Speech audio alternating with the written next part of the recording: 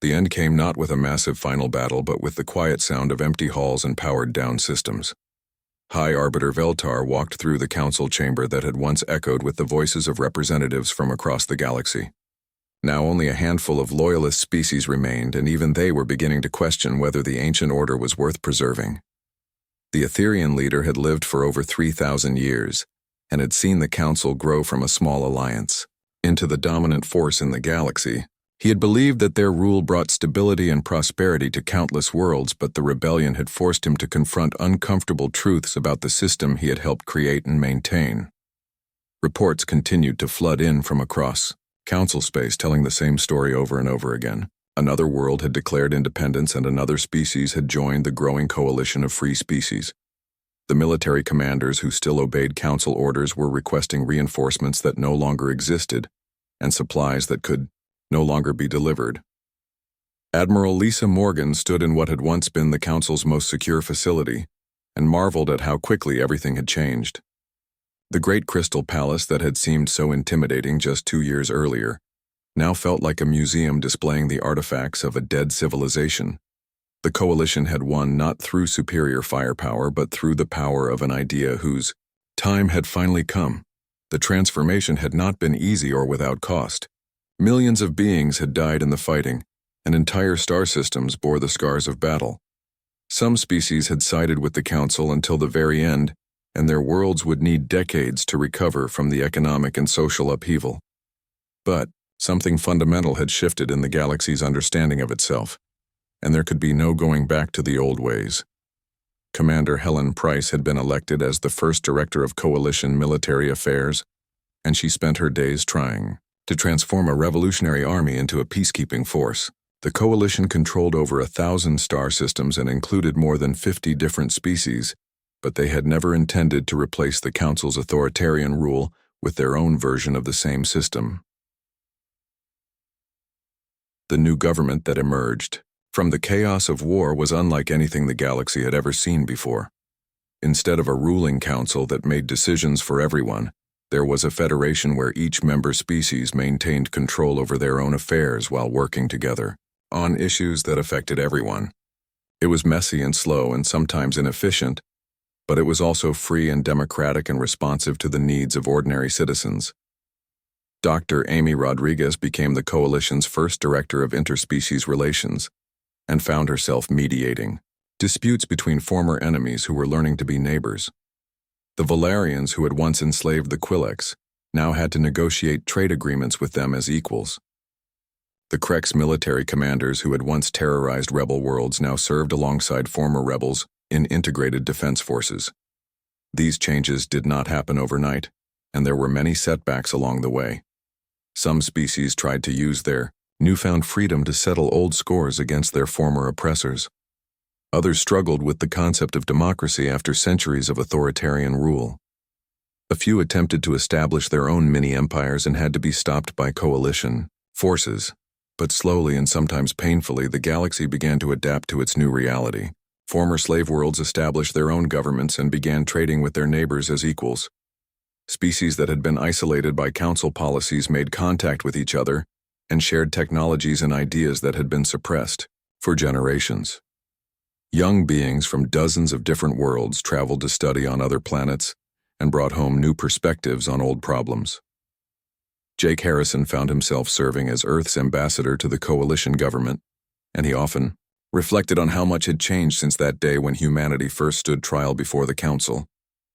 The humans who had once been accused of disrupting galactic order were now helping to build a new kind of order based on cooperation rather than domination.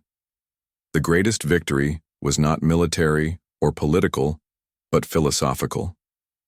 The galaxy had accepted that diversity of thought and freedom of choice were strengths rather than weaknesses. Species that had once been considered primitive or inferior were now contributing ideas and innovations that benefited everyone.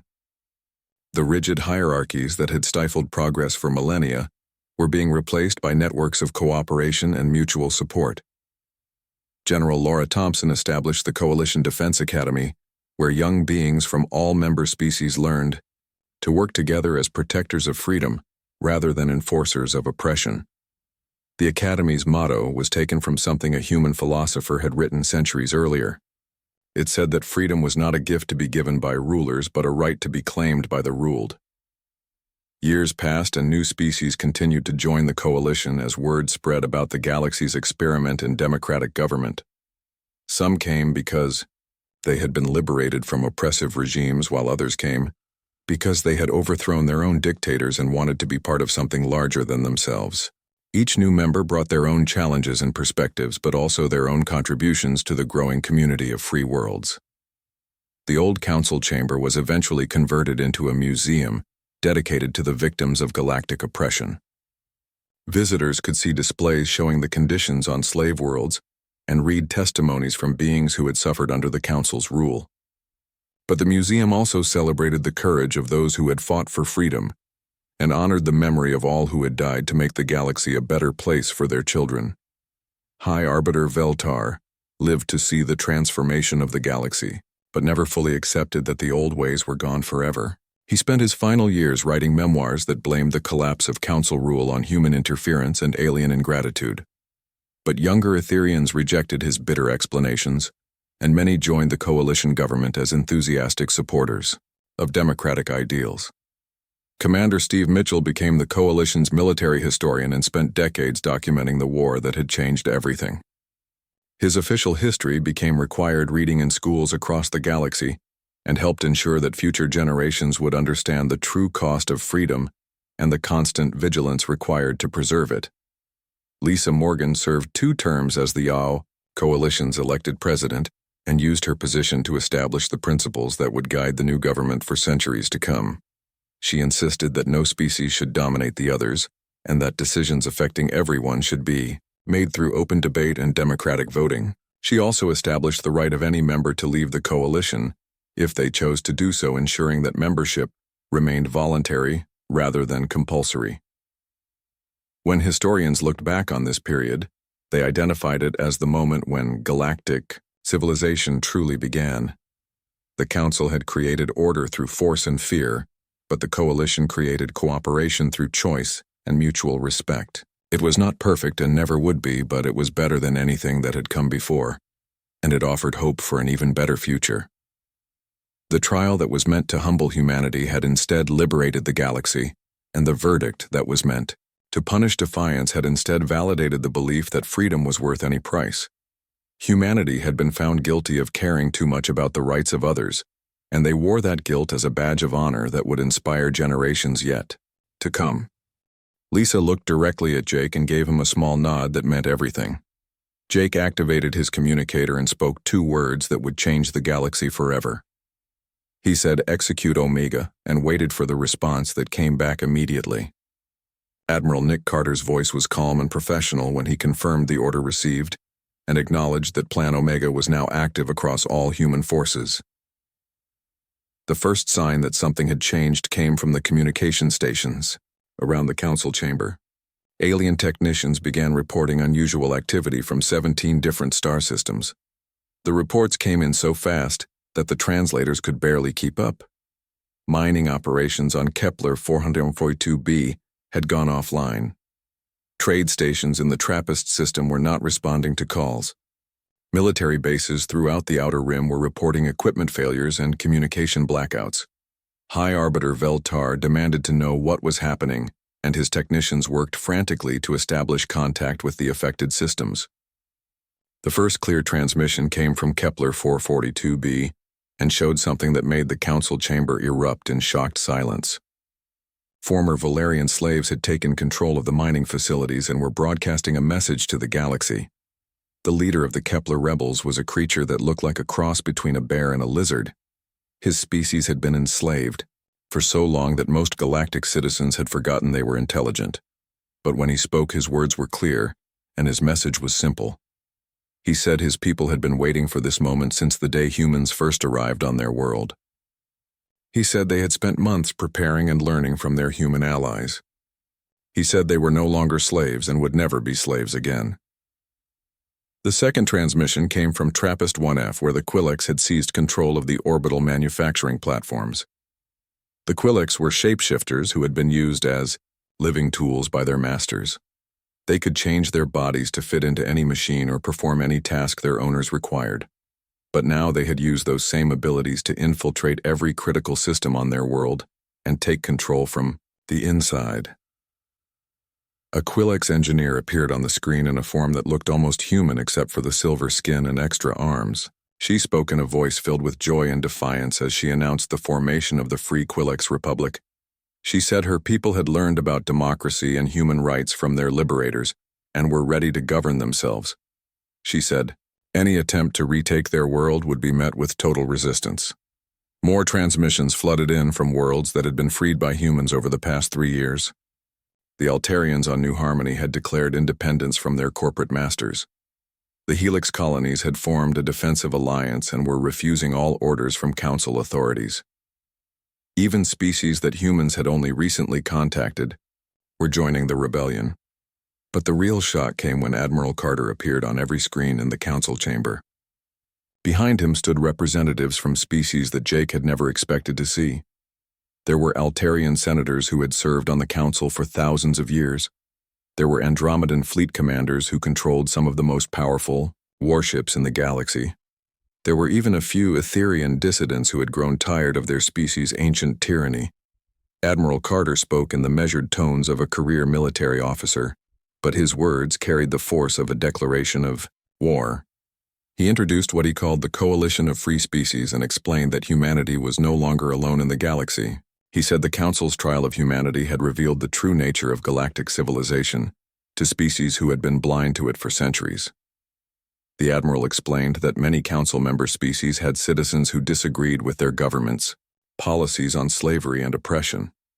These dissidents had been watching humanity's actions with growing admiration and had been secretly preparing for this moment. When the Council put humans on trial for freeing slaves, these dissidents realized they could no longer remain silent. Senator Beth Adams of the Altarian Republic stepped forward, and her words hit the Council like a physical blow. She announced that Altair Prime and 12 colony worlds were withdrawing from the Galactic Council effective immediately.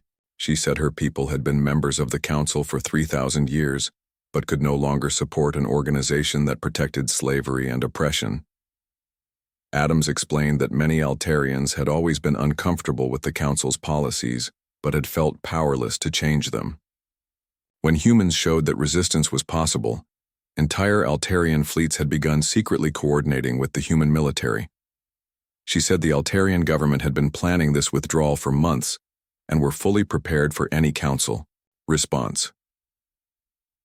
Commander Helen Price of the Free Helix Alliance spoke next and revealed that the Helix Quantum Communication Network was no longer available to Council forces. The Helix had been providing instantaneous communication across the galaxy for over 1,000 years, but they had grown disgusted with how that technology was being used to coordinate slave raids and oppression campaigns. Price announced that the Helix Communication Network would now serve only free species and those fighting for freedom. Any Council forces attempting to use Helix relays would find their communications blocked or redirected. She said this would severely limit the Council's ability to coordinate responses to the growing rebellion. The Andromedan fleet commander who appeared next dropped an even bigger bombshell. Commander Steve Mitchell announced that the Andromedan 4th Fleet was joining the coalition and bringing with it some of the most advanced military technology in the galaxy. The Andromedans had been longtime Council allies, but Mitchell said his people had been secretly horrified by what they had learned about Council policies. Mitchell explained that Andromedan culture valued honor and protection of the innocent above all else. When they learned that their fleet had been used to support slave operations, they felt their honor had been stained. The 4th Fleet had voted unanimously to defect and would now use their ships to protect free worlds instead of oppressing them. As more coalition members revealed themselves, the scope of the rebellion became clear. This was not just a human uprising or even a slave revolt. This was a galaxy-wide civil war between those who supported freedom and those who profited from oppression. The coalition included members from over 30 species and controlled hundreds of star systems. High Arbiter Veltar tried to maintain control of the situation by ordering Council forces to suppress the rebellions immediately. But his own communication? Officers reported that many orders were not getting through due to the Helix communication blackout. Even worse, some Council military units were reporting that they were facing internal mutinies as their own crews began questioning their orders. The Krex military commander, who had testified against humanity earlier, now found himself trying to coordinate a response to uprisings on dozens of worlds. But the rebels had learned guerrilla warfare tactics from humans and were proving extremely difficult to corner. Every time Krex forces moved against one rebel base, 3 more would appear elsewhere. The Volarian trade master who had complained about economic losses was now facing complete economic collapse as his mining operations shut down across multiple systems. The freed slaves had destroyed the equipment that could not be removed, and were threatening to do the same to any replacement machinery that arrived. Jake watched the chaos unfold with a mixture of satisfaction and worry. Plan Omega had worked, better than anyone had dared to hope, but he knew this was just the beginning. The Council would not give up their power without a fight, and they still controlled the largest military forces in the galaxy. The Coalition had achieved surprise, but now they would have to prove they could win a real war. Lisa stood in the center of the Council chamber as alien representatives argued and shouted in dozens of languages. She raised her voice above the chaos and spoke words that would be remembered for generations. She said the Council had tried to judge humanity for caring about freedom, but humanity had already passed its own verdict on the Council. She said, the age of slavery and oppression was ending and the age of freedom was about to begin. The war that followed was unlike anything the galaxy had seen in thousands of years. The Council had grown comfortable with their power and had not faced real resistance since they first established their rule. They controlled massive fleets and had military bases on hundreds of worlds, but they had forgotten how to fight an enemy that refused to follow the rules of civilized warfare. Captain Steve Mitchell found himself commanding a mixed fleet of human destroyers and Andromedan battle cruisers at the Battle of Rigel 7. The Council had sent their third strike fleet to retake the mining worlds, but Mitchell had learned something important from his human allies. Sometimes the best way to win a battle was to make sure your enemy fought the wrong kind of war. Instead of meeting the Council fleet in open space, Mitchell spread his ships throughout the asteroid belt around Rigel 7. The Coalition forces used hit-and-run tactics that the Council commanders had never encountered before. Small groups of ships would attack the edges of the Council formation, then disappear back into the asteroids before the enemy could respond. The Council admiral commanding the Third Strike Fleet became frustrated with these tactics and ordered his ships to enter the asteroid belt and hunt down the Coalition forces. This was exactly what Mitchell had hoped for, because his mixed fleet had been practicing asteroid combat for months, while the Council ships were designed for battles in open space. The human ships were smaller and more maneuverable than the Council vessels, and could weave between asteroids that forced the larger ships to slow down or risk collision. The Andromedan battlecruisers had powerful shields that could absorb impacts from asteroid debris, while their weapons could turn space rocks into clouds of fragments that blinded Council sensors. When the battle ended 6 hours later, the Council Third Strike Fleet had lost over half its ships while the Coalition had suffered only light casualties. The victory sent shockwaves throughout the galaxy because it proved that the Council military could be beaten by tactics they did not understand. On Earth, General Laura Thompson coordinated the largest industrial mobilization in human history. Every factory and shipyard was converted to military production, while civilian vessels were retrofitted with weapons and armor. But the real genius of the Coalition war effort was not in building more ships, but in building the right kind of alliance. Unlike the Council, which ruled through fear and dominated its members, the Coalition operated as a true partnership where each species contributed what they did best. The Quillex used their shape-shifting abilities to infiltrate Council facilities and gather intelligence. The Helix provided quantum communication networks that allowed instant coordination across hundreds of light years. The Altarians shared their advanced manufacturing technology, while the Andromedans provided their superior defensive systems. But it was the humans who provided something that no other species in the galaxy possessed. They brought the absolute conviction that every intelligent being deserved freedom regardless of their species or planet of origin. This belief gave the Coalition a moral authority that the Council could never match, and it attracted new allies faster than the Council could suppress them. Lieutenant Commander Paul Gray led the mission that changed the course of the war. His team of human commandos and Quillex infiltrators penetrated the Council's central data facility on Etherian Prime and downloaded thousands of years' worth of classified information. What they found there revealed the true scope of Council: oppression and corruption.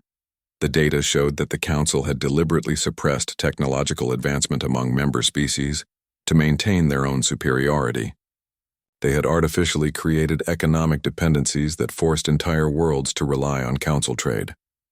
They had even orchestrated wars between different species to prevent them from forming alliances that might challenge Council authority. Most shocking of all, the data revealed that many Council member species were themselves being exploited by the ruling classes. The average Valerian citizen lived in poverty while their trade masters accumulated vast wealth. Krek soldiers were treated as expendable weapons while their commanders enjoyed lives of luxury. Even some Etherian populations had been kept ignorant of their government's true activities. When this information was broadcast across the galaxy, it triggered a wave of internal revolutions within Council member species. Ordinary Valerians rose up against their trade masters while Krek soldiers began questioning orders from their corrupt officers. The Council found itself fighting not just the Coalition but its own citizens. The turning point came when a group of young Etherian dissidents, calling themselves the Light of Truth movement, seized control of several major Council installations. The Etherians had ruled the galaxy for 10,000 years through their claim of moral and intellectual superiority, but their own children were now denouncing them as tyrants and slavers.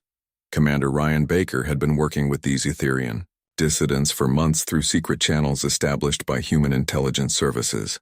The dissidents had grown up hearing stories of human freedom fighters and had begun to question everything their elders had taught them about the natural order of the galaxy.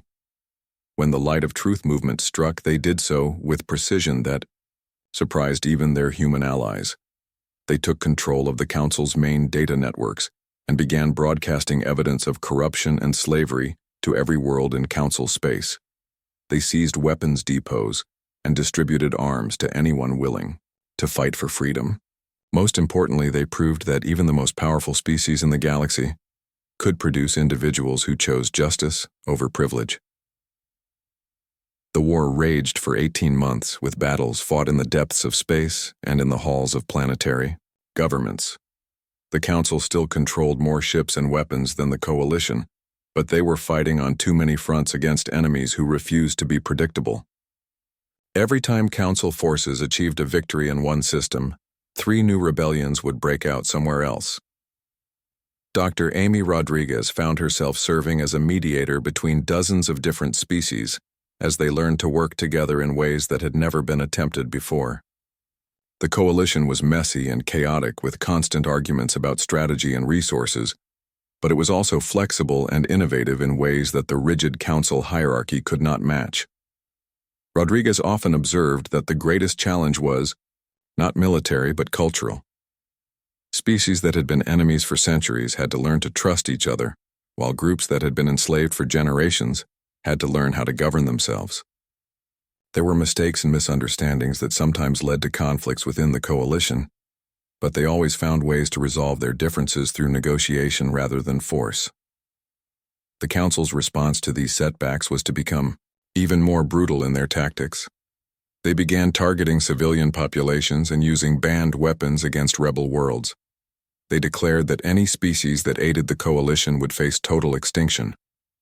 But these desperate measures only served to turn more moderate factions against them and strengthen Coalition resolve. As the war entered its final phase, it became clear that the Council could not win through military force alone. Their authority had been based on the acceptance of their member species, and that acceptance was crumbling as more worlds chose freedom over security. The ancient order that had ruled the galaxy for millennia was falling apart, and nothing the Council did could stop it. High Arbiter Veltar made one last desperate attempt to rally the remaining Council loyalists by calling for a final crusade against what he called the chaos of freedom. But when he looked around the Great Council chamber, he found only empty seats and powered-down communication systems. The species that had once bowed to Etherian authority were now fighting for their own independence, and the age of Council rule was coming to an end. The trial began with the Council calling their first witness, and Jake knew they were in trouble from the start. A Valerian trademaster floated to the witness platform using some kind of anti-grav technology. The creature looked like a jellyfish, made of metal with dozens of thin arms that moved constantly. When it spoke, its voice was high and whining like a machine that needed oil. The trademaster complained about humans attacking Valerian mining operations on Kepler 442b. He said humans had destroyed billions of credits worth of equipment and stolen valuable workers. He never once called the workers slaves, even though everyone knew that was what they were. He talked about economic damage and lost profits, but never mentioned that his workers were beaten daily and fed barely enough to stay alive. Lisa stood up to ask questions, and the trademaster became angry. She asked him about the living conditions of his workers, and he said they were given adequate shelter and nutrition. She asked him if the workers were free to leave, and he said they were bound by legal contracts. She asked him what happened to workers who tried to escape, and he said they were disciplined according to law. Dr. Amy Rodriguez had prepared video evidence of the conditions on the mining worlds. The video showed alien beings living in cages barely large enough for their bodies. They showed workers being whipped for moving too slowly. They showed dead bodies being thrown into waste disposal units. But when Lisa tried to show these videos, the High Arbiter said they were not relevant to the economic charges against humanity. The second witness was even worse. A Sci-Tech consortium representative spoke about humans disrupting their cultural practices on 3 different worlds. The Sci-Tech looked like a giant spider, with a human-like torso growing from its back. Its voice was smooth and pleasant, which made its words even more horrible. The Sci-Tech explained that their species had practiced selective breeding of intelligent servants for over 2,000 years. They had created different breeds for different types of work, just like humans bred dogs or horses. Some breeds were good at heavy labor, while others were bred for intelligence and could do complex calculations. The Sci-Tech said this was their ancient culture and humans had no right to interfere. Lisa asked the Sci-Tech if these servants could choose their own mates or if they were forced to breed. The Sci-Tech said breeding was managed by experts to maintain genetic quality. Lisa asked if the servants could refuse to work, and the Sci-Tech said they were created for specific purposes, and refusing would be like a hammer refusing to hit nails. Lisa asked if the servants were happy, and the Sci-Tech seemed confused by the question. Colonel Baker tried to present testimony from freed Sci-Tech servants, but the council ruled it inadmissible. They said the servants had been corrupted by human influence and could not give reliable testimony about their previous conditions. Jake watched the alien representatives nodding in agreement and felt sick to his stomach. The third day brought the worst testimony yet. A Krex military commander spoke about human interference in what he called police actions. The Krex looked like a walking tank, covered in natural armor, and armed with weapons that grew from his body. His voice was like grinding stone when he described human crimes. The commander said humans had attacked Krex peacekeeping forces on 7 different worlds. He said humans had given weapons to rebels and taught them guerrilla warfare tactics. He said humans had spread the dangerous idea that all intelligent species should be free to govern themselves. He called this idea a disease that threatened the stability of the galaxy. Jake remembered those worlds from the mission reports. The Krex had been hired by local governments to put down slave rebellions, but these governments were just puppet regimes controlled by off-world corporations. The real rulers lived on distant planets and treated entire worlds like private property. When slaves rebelled, the Krex came in with overwhelming force and slaughtered anyone who resisted. Lisa presented evidence that the Krex had used banned weapons against civilian populations. She had recordings of Krex commanders ordering the execution of prisoners, including children. She had medical reports showing that Krex weapons caused unnecessary suffering, even by military standards. But the High Arbiter said these were legitimate police actions and not relevant to the charges against humanity. On the final day of testimony, Lisa made one last attempt to present the human side. She called General Thompson to the platform and asked her to describe what humans had found when they first encountered galactic civilization. Thompson spoke in a clear, strong voice about worlds covered in mass graves and species driven to extinction by their masters. Thompson described meeting a Quillex engineer who had designed beautiful cities but lived in a cage because his species was considered property. She talked about Altarian artists whose songs could move listeners to tears, but who were bought and sold like musical instruments. She spoke of helix philosophers whose ideas about justice and freedom were considered criminal thoughts by their owners. The general explained that humans had tried to work within the system at first. They had filed formal complaints with the council and requested investigations into slave conditions. They had offered to buy the freedom of entire populations and resettle them on empty worlds. They had proposed new laws to protect the rights of intelligent beings. Every request had been denied or ignored. When peaceful methods failed, humans decided to act directly. They began with small operations to rescue the most abused slaves and find them safe homes. But as word spread, more slaves began asking for help, and humans could not turn them away. Each rescue operation revealed new horrors and led to larger missions, until humans were openly fighting slave owners across 17 worlds. The High Arbiter listened to Thompson's testimony with obvious boredom. When she finished speaking, he asked if humans admitted to violating council law and disrupting galactic order. Thompson looked him straight in his glowing eyes and said humans were guilty of caring more about freedom than following unjust laws. Now, chamber fell silent as the council prepared to deliver their verdict. Jake watched the alien faces around him and saw no mercy or understanding in any of them. These beings had built their civilization on the suffering of others, and they saw nothing wrong with it. To them, humans were the real criminals for disturbing their perfect order. High Arbiter Veltar stood and began to speak in that echoing voice. He said the evidence clearly showed that humans had violated multiple galactic laws and disrupted the natural order that had maintained peace for millennia. He said humanity's actions threatened the stability that allowed trade and communication between the stars. He said humans had proven themselves unfit for membership in galactic civilization. The verdict came down like a hammer blow. Humanity was found guilty on all charges and would face immediate punishment. All human space travel would end, and all human military forces would surrender their ships.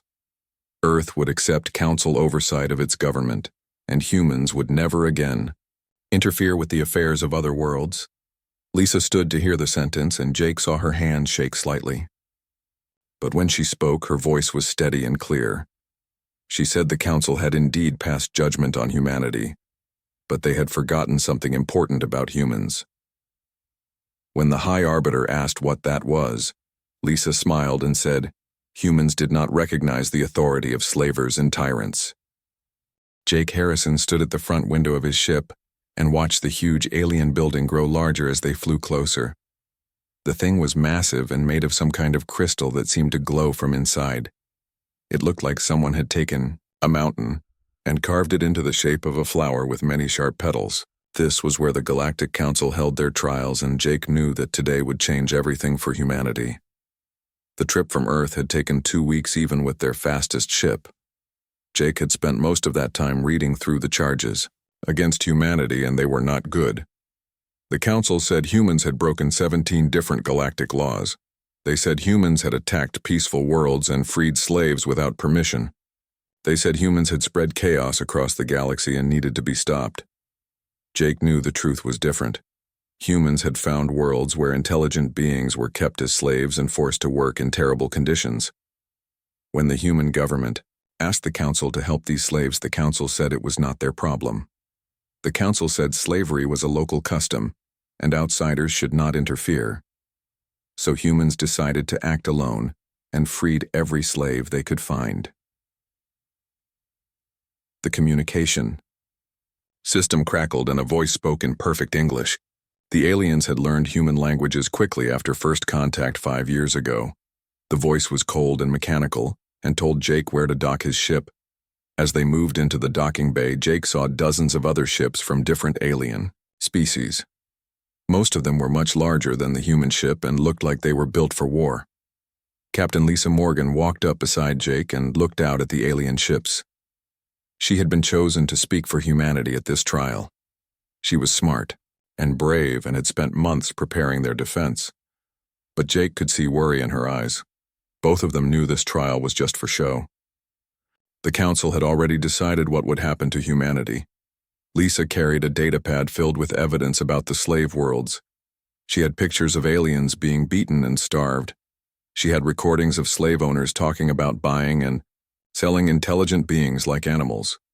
She had testimonies from the freed slaves who begged humanity to help others still trapped.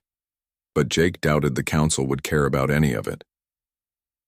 As they walked through the docking tunnel, Jake felt the artificial gravity shift. The council station used a different type of gravity than human ships, and it made him feel slightly sick.